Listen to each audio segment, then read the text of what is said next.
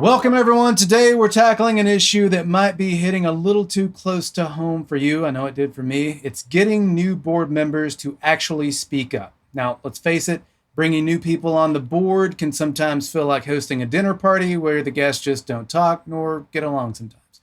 It's awkward, it's weird, and worse, you're missing out on the fresh ideas that they have. But don't fear. Today, we're going to show you a few ways to break that silence. And then by the end of this, hopefully we'll have everyone at the table, not just whispering, they're actually going to be contributing. Let's talk about what happens when new board members stay quiet. The awkward silence where they're nodding along inside, they have something to say. They're just not sure how or when to jump in. It's like showing up to a strange middle school dance, not knowing all the moves. I've had similar experiences. Let's just say that if we let that go on, we're going to miss out on all of the good stuff. The fresh ideas, the new perspectives, different ways of thinking that can challenge the status quo. And look, it isn't just about making everyone feel included. It's about avoiding real costly mistakes. As you can see here, that over 65% of the new board members that I've interacted with has stated that they felt sidelined their first year. Not because they had lack of confidence in their ability. It's due to one of these three things I'm going to share with you today not being readily available within that first year. Now let's talk about the real cost of silence. When new members sit on their hands, your boardroom is not reaching its full potential. Think about it. You're having a board that performs at a high level, much like a sports car engine, only firing on two cylinders. Sure, you're nodding your head, you're moving forward, but you could be doing so much more. When we allow silence to linger, we miss the opportunity to innovate, to catch potential risks, and to hear those out-of-the-box ideas that can take organizations to the next level.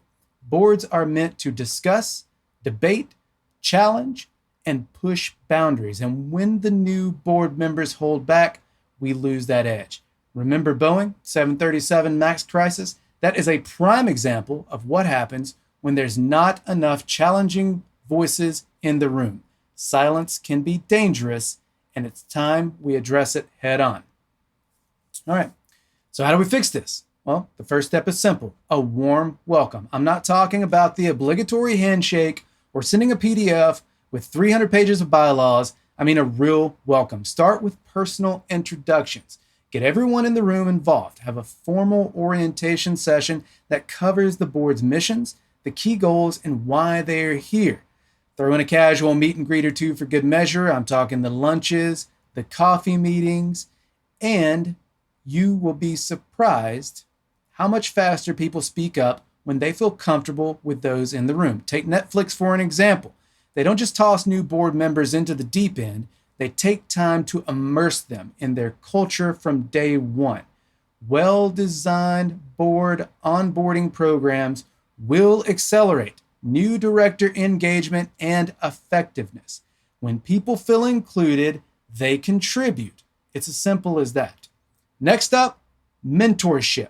We've all been somewhere before and it's overwhelming. The boardroom is no different. By pairing new members with seasoned ones, you're giving them a lifeline. Mentors help new members understand the unspoken rules, give them context on ongoing issues, and most importantly, provide a safe space to add or ask any questions they may not feel comfortable asking in the full meeting. It's just like training wheels, except this time you're on a much bigger bike. Microsoft does this exceptionally well. They've got a structured mentorship for new board members, and it works. A mentor doesn't just bring up new members, they give them the confidence to contribute early and meaningfully. Now let's talk about information. You ever been the last one to a party and realized that you missed all the key conversations in the beginning? Now the cops are here and no one knows why. That's what it feels like for new members without access to the board's history. A centralized document repository, something as simple as a well-organized portal, gives new members every single thing they need. They can access meeting minutes, bylaws, strategic plans, all at the click of a button. This levels the playing field for any new board member. When new members have the background they need, they're not wasting time catching up. They're actively participating. It's like handing them a map so they can see the entire landscape, not just the path in front of them. A good company that does this is IBM. They give their board members real-time access to a portal. That way they can store the documents and data. And trust me, it does make all of the difference. So what is the big picture, you ask? When you break the ice, provide mentorship, and empower new members with information, you create a board that's not just functional, it is exceptional. A board where every voice is heard and where decisions are better because they're coming from a wide range of perspectives. This isn't just about making people feel good. It's about running a more effective organization. When every board member feels like they belong and they have the tools to contribute, that's when the magic happens. So let's stop settling for half-engaged members and start building a boardroom where everyone's voice drives progress. Here's the part where you get involved. How have you helped new members find their voice in the boardroom? What's worked? What hasn't? Share your experiences, good or bad, because this isn't just about me giving you advice. It's about all of us learning and improving, building a community around what can happen in the boardrooms.